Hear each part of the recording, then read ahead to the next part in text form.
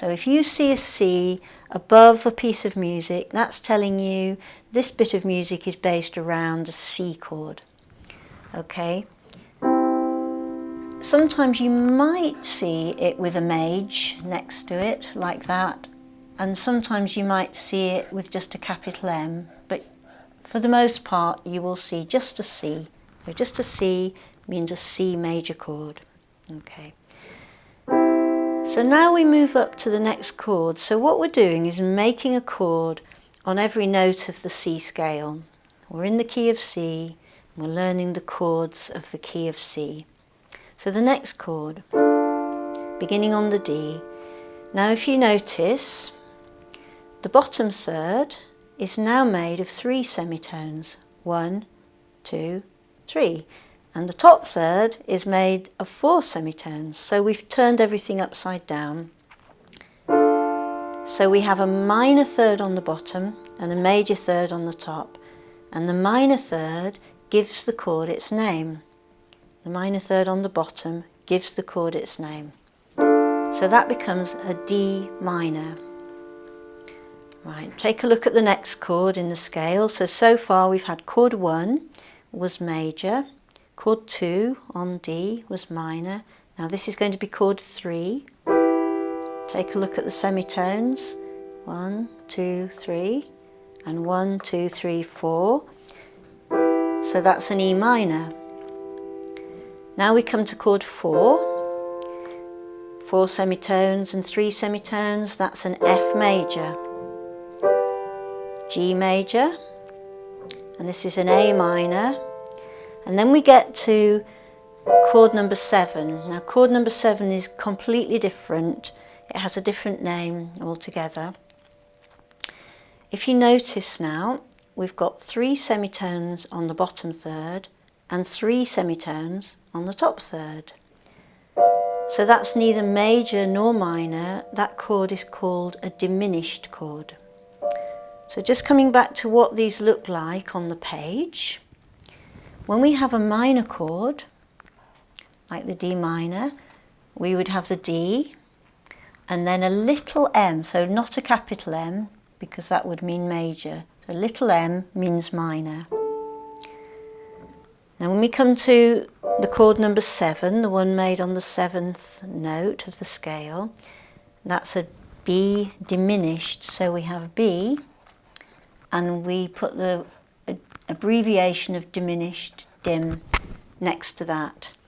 Now there are some jazz symbols to do with chords that I'm not fully clear on as yet, but I'll cover those at some later stage. So we notice in the key of C then that chord 1, and that's the note made on the chord made on the first note of the scale, is major. Number 2 is minor. Number 3 is minor.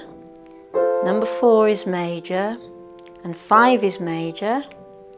A is minor. B is diminished.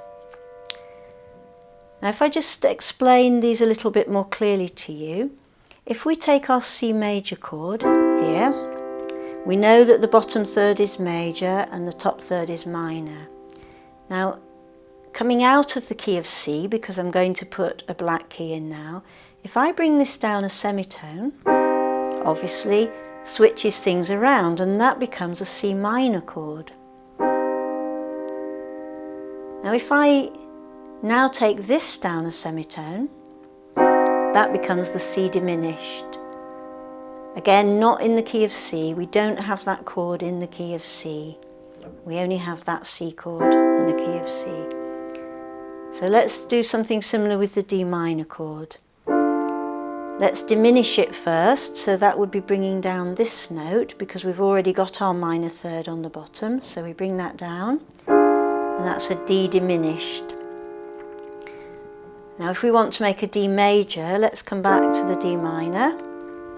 If we bring this one up a semitone, that's D major. Again, that doesn't appear in the key of C major. So I'm just going out of the key to demonstrate how those work. Okay, so let's just run through these chords again. We've got major on chord note 1, minor on note 2, minor on 3, 4 and 5 are major, 6 is minor and 7 is diminished. So it's major, minor, minor, major, major, minor, diminished. Now regardless of what major key you were in, that pattern would remain the same. If we were in the key of G, chord 1 would be major, chord 2 would be minor, chord 3 would be minor, and so on and so forth. So whatever major key you're in, that sequence of major, minor, minor, major, major, minor, diminished will remain the same. Okay, so just very quickly, because we're going to touch on this later in another video, the chords that are called major chords are also called the primary chords. And they're called major and primary chords because they form the warp and weft of the key. They're the strength of the key, the scaffolding really. You have to have them. For the most part, that's what you use. And the minors just add a bit of flavouring and colour. And the diminished is very rarely used. It's often used when we want to change into another key. So to get yourself acquainted with the chords, now that you've learnt how to do them, you can just do this little sequence, moving up the piano, breaking the chords up. So take your left hand, break the chord up like that. Come to your right hand, and just for the sheer fun of it, cross over and do that with your left hand. And you can stop there or go up further. So trying that on all of the chords, all of the triads.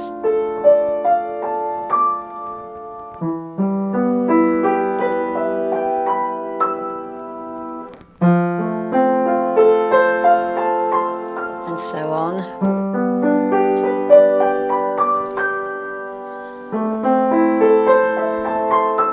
The diminished will sound a little bit weird. And obviously you can fill the whole piano with that. You can go up and down. This is just a way of getting you really familiar with the chords and moving around the piano and understanding that they don't just stay in the same position. You put them anywhere.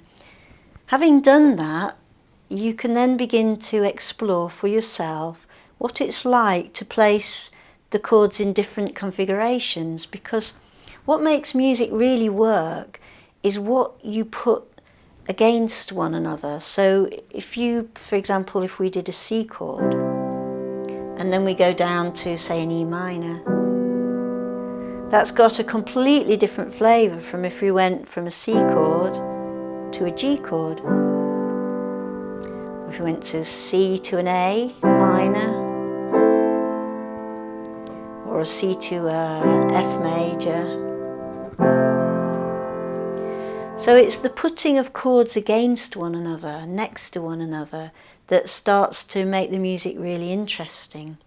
And also, when music is based on chords, the melody rises out of the chords, and that's what I'm going to show you in the next video, how we can take a chord sequence, pattern of chords, and begin to make melodies of our own over the top of that.